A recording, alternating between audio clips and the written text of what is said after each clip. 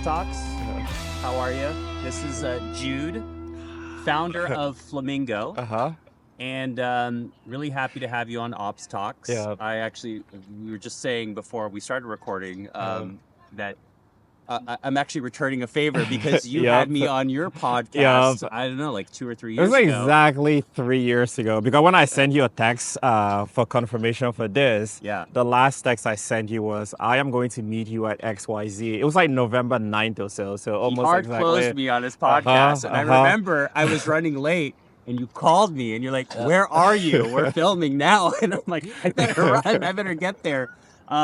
But no, I'm Uh, really excited to be talking with you. Really happy to have you on the yeah. show, and I guess tell us a little bit about Jude and Mhm. Flamingo. Yeah, absolutely. So I will keep it high level because I can talk about Flamingo all day. Sure. But basically, my name is Jude, and I am the founder and CEO of Flamingo. So Flamingo is really a resident retention platform.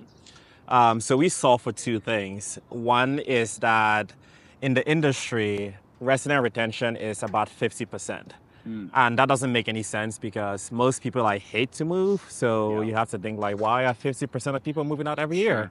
So we kind of dug deep into that data Mm, and found that there's a lot of retention leak in the industry. So what that means is someone moves out for a very silly reason. So we've actually seen people move out because they currently like live in a studio and they want a 1 bedroom or 2 bedroom, but they don't realize that they could just ask for a transfer. right. Literally, that is retention leak. So Mm, our platform solves for a lot of those like silly reasons that people move out. The second thing that we solve for is we replace a lot of single point solutions. mhm. So in the apartment industry, right now, it's very similar to how life was like pre 2010 before smartphones. At that point in time, if you were going on vacation, you'd grab a camera, GPS, flip phone, and a bunch of other things to go on vacation. But post 2010, when you go on vacation, you grab your smartphone and you can take pictures, send emails, make calls, surf the internet, look at directions.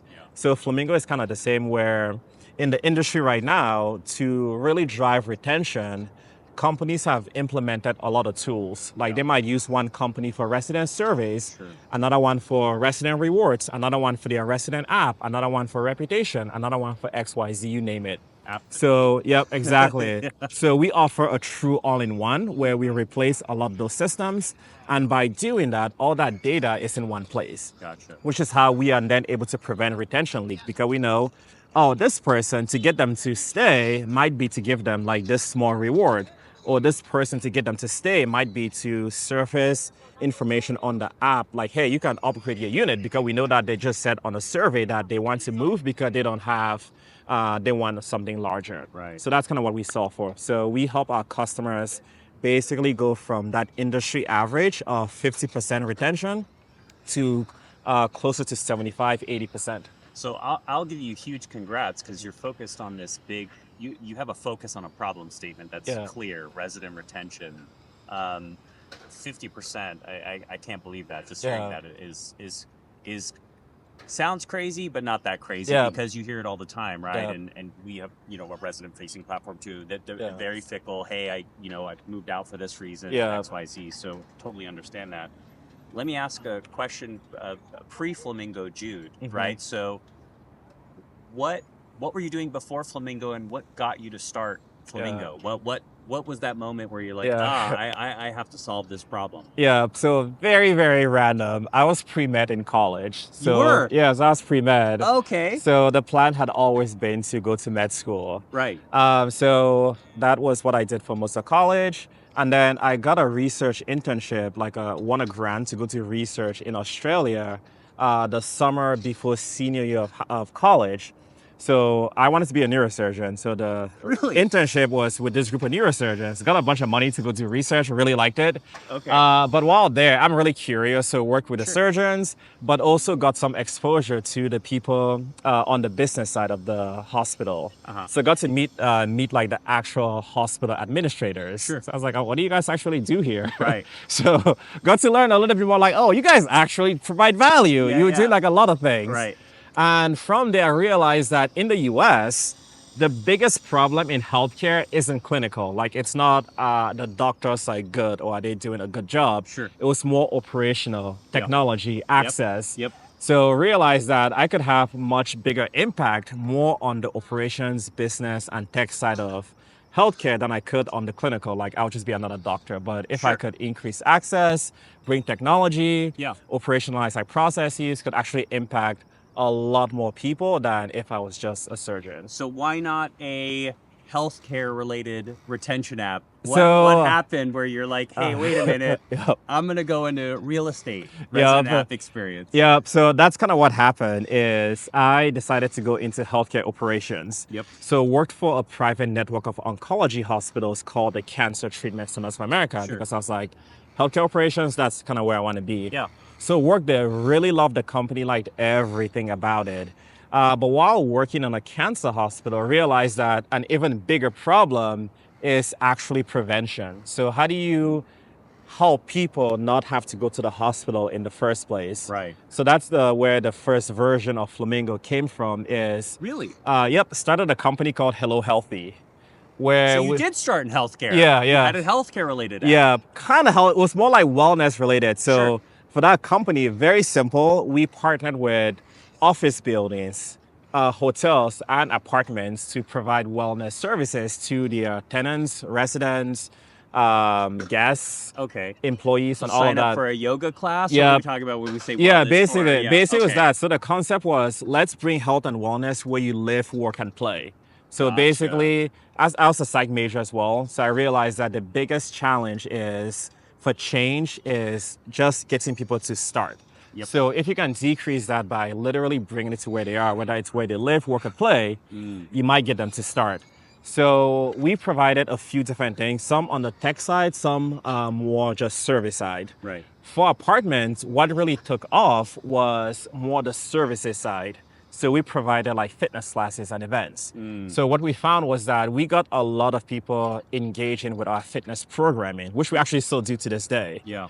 And as we were growing, we ran into a problem where our fitness instructors did not know who is actually going to be at class. So they didn't know if it was going to be 10 people in class today, one person, or 20 people. So they didn't have that information. And then, I mean, to be fair, apartments were also paying us a lot of money Sure. to do those classes. So we're like, we should really like give them some data so they know Hey, man, that you people go to actually where- who showed pays up. you the most. Yeah, I get it. yeah. I get it. I get it. So- that really prompted the focus into apartments. Is Yeah. you found that the market was willing to pay more for that service in Yeah. that vertical, and that's Yeah. what the focus was. Yep. And then wanted to provide data. So Yeah. we're like, let's ask our partners, like, do you have a way for residents to sign up for these classes so we get Right. some data? Because I didn't want to go one day, like a year later, where an apartment operator like emails me like, hey, by the way, how many residents are attending our classes? And I'd be like, let me get back to you. Yeah, right. So I wanted to like get in front of that. So we asked, but not everyone was like, no, we don't really have a way. So then we decided to create like a really basic RSVP app where residents could RSVP. And then as we grew, residents kept emailing us questions about the classes like, hey, who's going to be the instructor today? Or Right. what do I need to do to prep? I got really annoyed because it was a lot of questions. And in that annoyance Yeah. was that opportunity, Yep. right? Because then you Yep. started realizing, Yep. wait, people are engaging with Yep. me, and Yep. there's an opportunity here. Yeah, so the When first did you one. have that inflection point when you're like, oh, there's something here and it's actually not annoying anymore? And Yeah. now Jude can make a company Yeah, out of this. so we added a really, really basic FAQ to the app that was like, go answer, go look at your own questions Right. and answer Solve that. your own problem Yep. with yourself. Okay, gotcha. Yep. Self-serve. And then it came when a bunch of our customers were like, hey, by the way, we also get a lot of questions from residents. Can we add our information to the app? Right. So that's where I was like, oh crap, there is something here. What year was this? This was 2016. So 2016, you realized there's something here Yep. with multifamily or Yep. apartments. And give me a sense of when was your first trade show where you were really like, hey, I'm going to focus on multifamily. Was it optech? Was it NAA? Where did sort of Flamingo as Yeah. a resident service give birth on the trade show, given that we're at optech? Yeah, really interesting question. So we didn't really start doing trade shows really until I think like during the pandemic, like Okay. yeah, right afterwards. So our first like big trade show was apartmentalized. So that was Okay. 2021 or something. Okay. We've done like the smaller trade shows, like the smaller NAA chapters, but never Okay. really found as much value doing those Sure. because we were like naturally getting customers from like referrals. No. And what's nice about the industry is that people do like com shops. Yep. So someone will go and realize, oh, one of their competitors is doing XYZ, or they have an app. So they'll like They'll reach do out. what shops? I'm sorry. Like com shopping, like they look at their Oh, competitors. Yeah. comparative shopping. Yes, yes, Yeah. yes. So Okay, they'll do gotcha. that and learn like, oh, this building has an app and we don't. So they'll like Got reach it. out. Okay. Or they have fitness classes, so they'll reach out. So that's how we got a lot of that. Gotcha. But we realized that to scale and get the word out even faster, we needed to really like come to the trade show and actually like build better Sure. relationships. What I'll say. So you're and I guess two questions, right? So as you've sort of really focused on apartments and serving that vertical from healthcare. Do you still do healthcare at all, or No, not pivoted away really. from Yeah, that? no, Okay. we'll move away from that. So what has been the biggest challenge, in scaling your company? You as a founder, you as a CEO, still coming to shows, still, hustling on the floor. What's Yeah. been the biggest operational or scaling challenge you've had to overcome since you moved into multifamily? Yeah, so I think something that you mentioned about this podcast, which is you want to humanize things, like humanize Yeah. operations. Yep. So I'll say the biggest challenge is implementations. Okay. So, Site for implementations, yeah, more technology. yeah, or in less technology technology general. Yeah. is more like the implementation because our platform just comes with a lot of process change.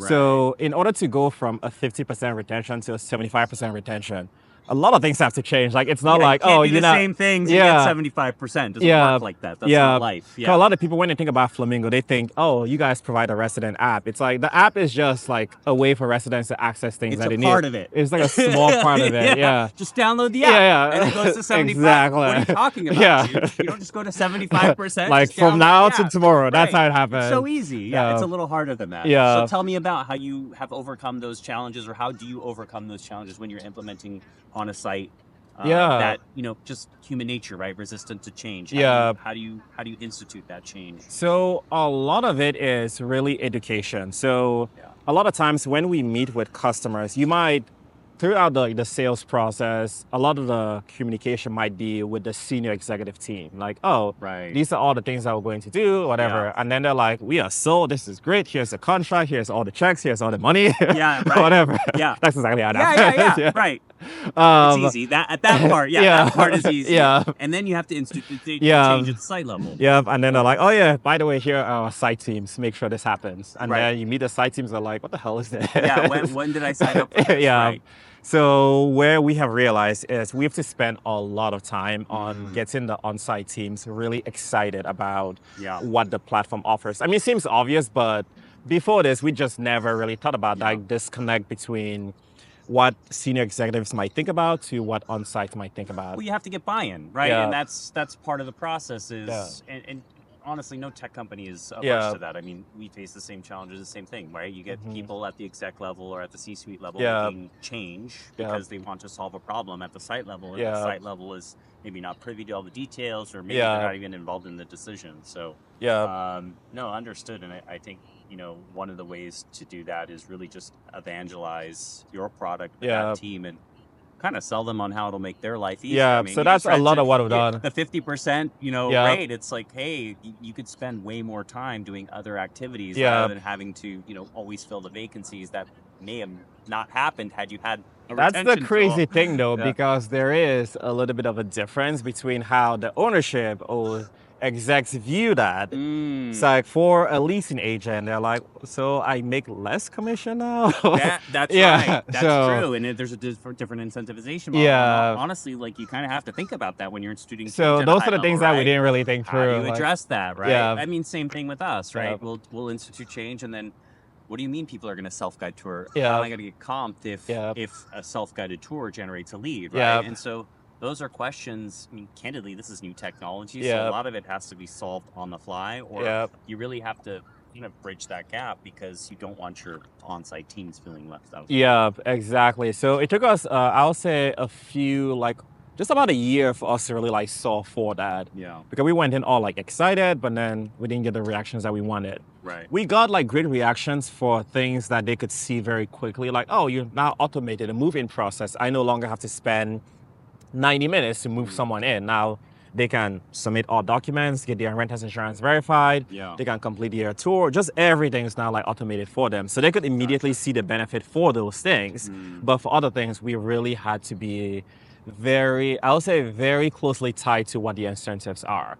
Gotcha. And for our customers, also work with them to ensure that the incentives that they had in place are updated to now match how the new operating model like looks like. Right, right. Another question I wanted to ask you is, obviously you're founder, leader of your company. How do you institute or set corporate goals? Like, how do you spearhead your team and get them focused, especially as you guys grow or service different verticals? How do you approach that as a CEO and founder? Yeah, really good question. So there is this podcast, I'm blanking on the name. It's this guy, he just talks a lot about how you have to have like a strategic narrative. So like your strategic narrative is this core thing that goes across everyone that you interface with. So your investors, your customers, your end users, internally within the company. So if you create a strategic narrative, everyone then becomes aligned with what you do very quickly. So for us, it's solving retention. Yeah. So because we are focused on improving retention, it's a lot easier for everyone within Flamingo to know what are the priorities. Because for us, one of the challenges we have when we talk to customers is trying to explain everything that we do. Right. It's like we have resident service, we have a resident app, we do reputation management, we do resident rewards, we have amenity reservations, we have this. Yeah. So they're like, what does that all mean? Yeah. So we say, hey, all these things are bucketed under driving retention. Right. The surveys are there to capture sentiment before someone becomes so unhappy that they move out. Yeah. The rewards are there to incentivize some behaviors that you want to have, like early renewal or something else. So when we explain it that way, it all like makes sense. Got it. So and you focus the North Star on resident retention. That's how you internally evangelize everyone, rally around objectives at your company, internal with staff. Yeah, exactly. So then internally for the team, we know that everything that we do is focused around driving retention. So for product, we need to build things that make retention even easier or that improve retention. It's not like, let's build this. It's like, if we build X, does it improve retention by X, Y, or does it improve retention by this? So we can now make the product decisions based on what's going to drive retention. Gotcha. For marketing, we focus marketing around how do we educate people about retention. So how do we explain to someone that 50% doesn't have to be what you get? Right. So how do we explain that so they understand, even though in the industry, that's been the norm? Right. So it's like, okay, let's create content. Shouldn't be happy with 50%. Exactly. Right? That's exactly. part of the mantra. Exactly. Got it. And then for when we talk to investors, we explain it the same way too. Like the industry has this problem where it's 50%. But as you know, from looking at other industries, retention in like hotels or B2C, B2 whatever, is closer to like 75, 80. So that's the gap that we're trying to close. So they instantly get it like, oh, that's the opportunity. Right. And I feel like you hit the nail on the head. I feel like a lot of operators now are looking at hotels as sort of a North Star of retention, services, and candidly, I know many operators that come into the space from the hotel space. So it's really interesting that you said that. I want to switch it up a little bit. I told you this was half operational and half human. Yep, so I want to hear it. I want to ask you a couple of human questions. So obviously you're here at NMHC OpTech, really excited. I guess, what is one outside of the trade show floor activity you're really looking forward to at OpTech? It could be at a party, it could be a speaker, it could be an event. Is there something that you're looking forward to that's a dinner, something that's not, a talk or something that's on the floor? Yeah, so something more is we actually have like a 5K. I like to run. You do? Yes, I love running. Right. So actually, I ran into you. Yes, I was at your last year's 5K at, it was at NAA, right? Yeah, Philly. It was. The Rocky Steps. Wait, did you do it? I did do it. I was there. Yeah. I think it's funny too, like you did shirt. that one. Yeah. I didn't bring it. I think what's funny is for the NMHC annual meeting, I ran into you while I was going on a run. That's right. Yeah. And then I was also running with you at the Philadelphia NAA. Yep. And you had your 5K with, what was the company? Oh, with me. Yeah, it was with me. Yeah. That's right. So you have a 5K for yeah, this so I have show 5K too. this year as well. Okay, too. where's that at? I will know that when I ask our marketing team. So you have a It's 5K somewhere event. here. It's somewhere here. Awesome. So Yeah. you're a big runner, 5K event. Mhm. So that's something you're looking forward to. And Yeah. then, what was the last song you liked? Well, actually, Mm, first question is mm. Apple Music or Spotify? Oh, Pandora, man. Oh, you're a Pandora guy. Yeah, yeah. So Pandora. Yeah. Okay. So it's funny. I only Rare. download. Yeah. I don't think I've run into a Yeah. Pandora guy I've yet. had Pandora forever, and they've been Pandora. great. Yeah. Okay. So it's Awesome. funny. I only downloaded Spotify, I think 2 years ago, Yeah. because I was running an ultra marathon, and it's like in the middle of the woods, and I needed a way to still have music offline. Got it. So Spotify, I don't know, Pandora might have it now. Maybe they do. I didn't actually look that much into it. Gotcha. But I knew that Spotify had it, so downloaded Spotify so I could have my offline Okay. music. But you're a Yeah. Pandora person. Yeah, I'm That's like, your go-to. yeah, yeah. All right. What is the last song you liked on Pandora? Huh. That's a really good question. Like, I like so many Do you need songs. to pull it up? Actually, We will not judge you. no, I'm thinking of the one that I was most just jamming to. Sean Paul. It's the Sean Sean Paul? Paul. Yeah, Sean Paul. I'm trying to Okay. think of the name. It's just like Okay. all the Sean Paul songs. Okay. It's like literally name a Sean Paul song. It's And like, yeah, that's that's you. my jam. That's your Yeah, jam. Okay. yeah. So Sean Paul. Now, hardest thing about leaving for the road for you? I am very, very used to travel. Okay. So when I travel, it's just like, oh, you're just traveling. Okay. So bad travel is when I miss my Friday night soccer. So I play soccer. So we Okay. have games every Friday night. Okay. So if I don't get home in time for that, I'm like, oh, it's kind of So annoying. you can't miss Friday night soccer. Yeah, That's the there's, non-negotiable when yeah, it that's comes one to of trade them. shows. Yeah. So make sure you don't time a trade show around Yep. Jude on Friday. How do you balance the demands of leadership with maintaining your personal well-being? Yeah. Not very well right now, to be fair. It's like, but the one, honest yeah, answer. yeah, it's not well maintained. The Can you only really, good as a thing, founder and CEO? yeah, Probably not. But yeah. we thought we'd So ask it. to be fair, it's just like not. The don't. one thing is I do really enjoy the work, Yeah. and one of the reasons why I wanted to start a company is that early on in my career, I realized that I get very obsessive about work, and I was like, okay, if I'm going to We work. could tell. Yeah, yeah. And I was like, if I'm going to like work that much, I might as Yeah. well like just be a founder. Sure. Yeah, yeah. So, what personal values or principles do you rely on to guide your decision making? So a couple of things. One is I'm very like direct, so it doesn't always work well for everyone, but I'm just like very direct where it's like, hey, this is what it is. So I would say I work best with people that are very like direct because me myself I'm like very very like direct. Okay. So that's a personal value that I have is just be direct with people. It's like, and I think it translates to a couple of things. Like if someone reaches out to me for sales, Yeah. and they're like, hey, you want to try a product or you want this, we meet. I'm like, at the end of the call, I'm like, dude, this doesn't work for us. Like, it Yeah. doesn't make sense. I hear the reasons why. I'm not like, well, let me get back to you on X, Y, Yeah. Z. It's like, Good. these are the reasons why. Good.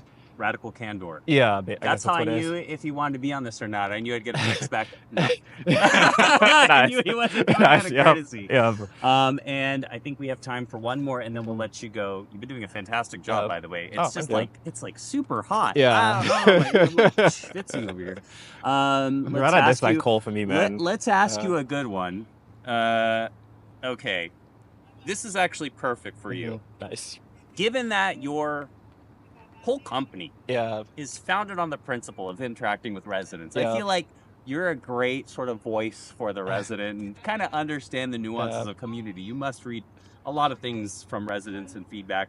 Oh, yeah, I do. What do you think, in your opinion, truly makes a and you can't say Flamingo app, that's cheating, yeah, okay? yeah, Outside of getting the Okay, Flamingo app, okay? Because, what do you think truly makes a multifamily community feel like home to its residents beyond just the physical? Yeah. So I think something that is really important is that the residents and management don't feel like they are adversaries. Yeah. So I think in so much of real estate, there is that feeling of just them being like adversaries. It's like, oh, Right. what do we have to do to get residents to do this? Or there's just that kind of thing where it just feels like it's bad karma, like Right. whatever it It is. doesn't feel like a harmonious, Yeah. symbiotic relationship. Yeah. Like it should be. It really you need should be. renters to pay rent, and you Yep. need operators to provide you with a home. Yeah. Yep. So I think for companies that solve for that, they would do Yeah. really well. And it comes down to one thing that I speak a lot about, which is like brand building. Yeah. See, if you think about the brands that you love, Mhm. like you love those brands, like you wear the brand stuff that they provide. Absolutely. You talk about them to your friends. So I think for real estate, that's one thing that they need to solve is how do you get your residents to feel like your brand is something that they can just talk about, like something that they would wear your t-shirt if you had one. So I think that's one thing that the industry needs to solve for. Building symbiotic loyalty between the resident and the Yeah. operator. Yeah, I love correct. that. Well, you got anything you want to say to the camera? Anything you want to pitch? This is your time. Listen to You're this an podcast. OpTech. Listen to this podcast and share it. Thank you so much, Yeah, Jude. thank you. Really appreciate you Yeah, having of that, course. being at the show, being on the podcast, and I've known you for many years. You've Yeah. always been just a trustworthy and direct Yeah. guy, and honestly, I'm always root for Flamingo. Yeah, no, so you. So thank I love man. your enthusiasm. So every time I see you on a trade show, it's always like you bring the energy. I So gotta bring I the love energy, it. man. Yeah. Everyone's still jet lagged. I got to do it. Mhm. The coffee helps. Yeah. I'm not gonna lie. I'm a little bit fanatic on that. But thank you again, Jude, for being on the podcast. Yeah, of course. I appreciate Yeah, of having you. course. Thank you so much.